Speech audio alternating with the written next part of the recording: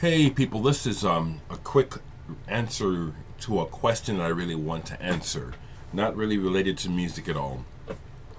So people are watching, and besides absorbing me talk about music, people are vibing with me talking about my concerns and what I see in this world. And a person named Ann just asked me. They said, "I don't 100% agree with these people, but I'd like to know what you think of people like Maxwell Jordan, David Icke, Alex Jones, Michael Sarian, and Russell Brand." And I like to answer because, first off, my concerns and what I'm talking about has nothing to do with those people. My concerns have to do with what I've been observing directly since my childhood.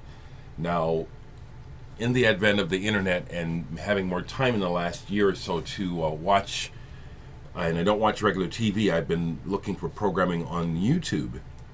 I've watched all those people. I've come to feel that Alex Jones is part of the problem. I don't know this, but he strikes me as an agitator who claims to be on the good side, but is actually just making a lot of money. And interesting, he never talks about Zionist stuff. Never touches that crazy stuff with the Zionism.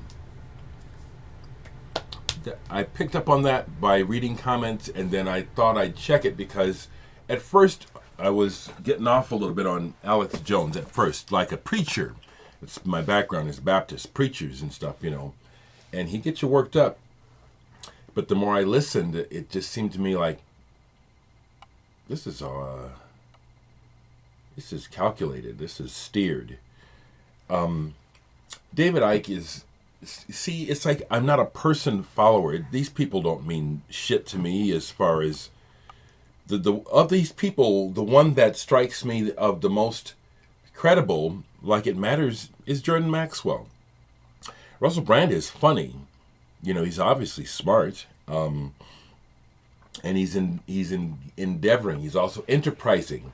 Probably, if anything, what these people are showing me is what I ought to maybe do, but I don't want to do, which is to try and make a career out of just talk. I'm just talking because it concerns me, all this enterprising, doing business. I don't want to do it. Still, it's something that you have to do. You know, the one thing that I'll say about me that I will admit to that is childish, that I hold on to, is the fact that there's a big part of what people call grown-up behavior that I think is really quite childish, which is this sudden shift to just, you guys know what I'm talking about. This whole the money power madness that adults are about. That's mature. I'm gonna grow up to that. So these people that are dispelling information, some disinformation, they're not the point. And they, again, have nothing to do with what I'm saying. I am aware of them. I've watched all those people. Some of them do. Almost everyone has good information. But here is the biggest problem, I think, with most humans. And I'll say it bluntly. It pains me that people are so easily fooled, and they stop at the messenger. They don't listen. It's the message, not the messenger, okay? So even assholes can give good information. But the one thing I want to add is this, because I will go ahead and say that I've alluded to this before. I think I've said it before.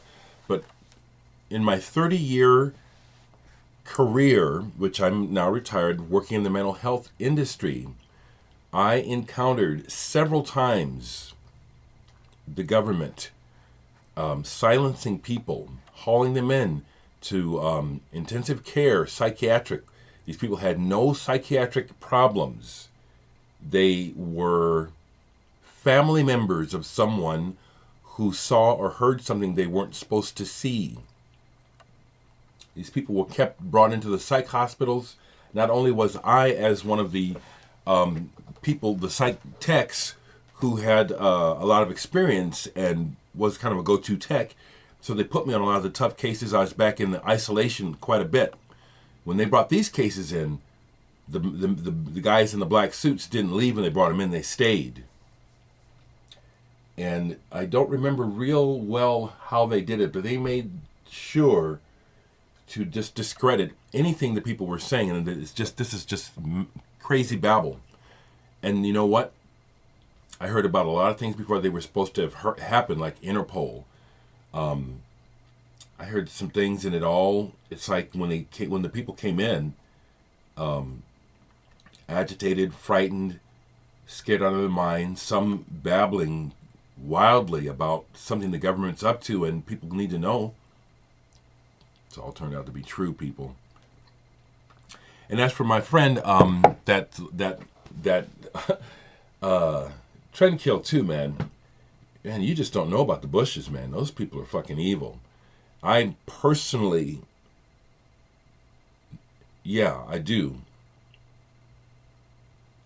With my own eyes, I've seen victims and spoken to victims of the horrendous things that the Bushes have done, because they can.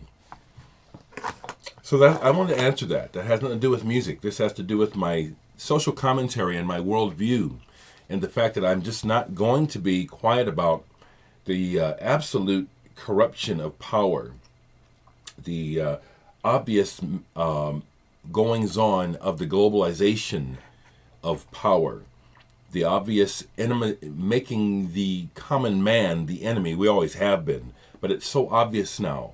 The obvious winding out of control of the police and the military around the world, and just the way that people are getting smacked around, beat up, and also how people are losing it themselves.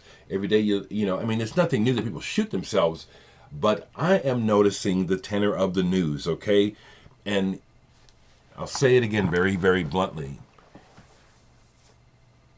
Anyone that is encouraging me or anyone else, just stand down. Oh, you're just imagining it. Everything's fine. I pray for you, because this is affecting us now. It's affecting everything now. That's why I talk about it, you know. I mean, not the fact, but I'm trying to be a private businessman, and I'm struggling like a bitch. And 10, 20 years ago, this wouldn't be the case. Hope that answers your question, and